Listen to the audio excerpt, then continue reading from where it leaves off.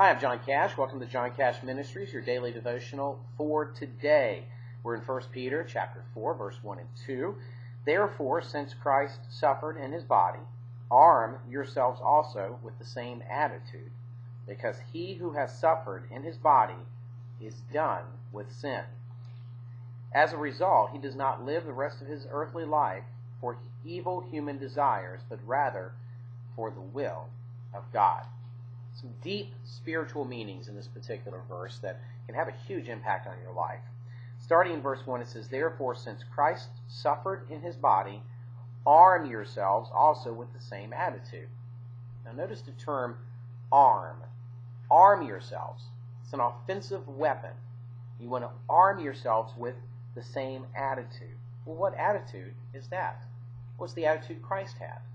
What was the attitude? Well, Christ came to earth. Why? Because he wanted to? Because he wanted to be beaten silly? Because he wanted to leave heaven to come down to this earth? Think about it. No. Why did he do that? Because he was focused on others and not himself. And so, when the Bible says, arm yourselves with this same attitude, what you want to do is to be other-focused and not focused on yourself and your desires and your wins and that kind of thing. So, since Christ suffered in his body, arm yourselves also with the same attitude, because he who has suffered in his body is done with sin. Folks, the concept there is for us to actually suffer. It's a good thing.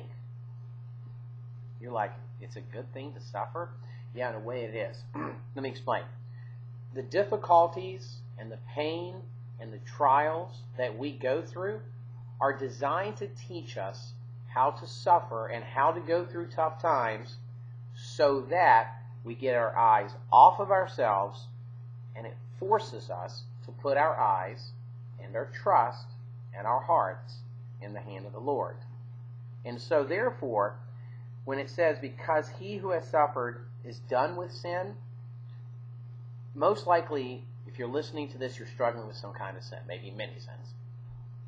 And because you're suffering through that, and you're having difficulties in that, the Bible teaches that when we get to the stage where we're suffering in our sin, we're painful, it hurts, and we just cry out to God, when we get to that point, and we humble ourselves and cry out to him, the Bible teaches that when we have suffered in our body, we will suddenly be done with sin.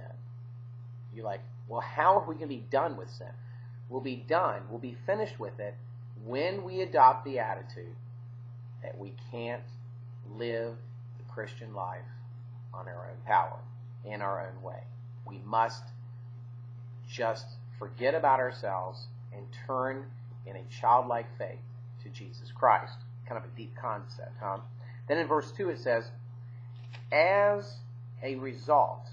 So once we get to that point, as a result, he does not live the rest of his earthly life for evil human desires, but rather for the will of God.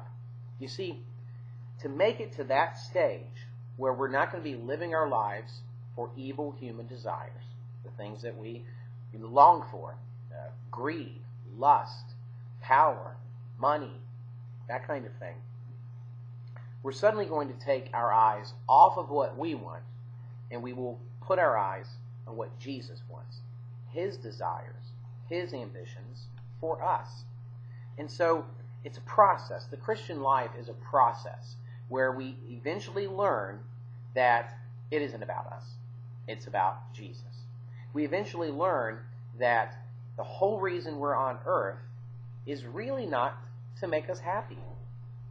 It's to make us holy. And the whole reason we're on earth is not to just live a happy, good life, but actually live a life so that we are prepared for the afterlife. So folks, if we can adopt that perspective, that the whole reason we're here is to help us as we suffer through sin, as we suffer through life, which is designed to get us into the point where we will focus on the Lord, not in ourselves, then will be done with the evil human desires and will seek the will of God. Hope you enjoyed the devotional, and we'll see you tomorrow.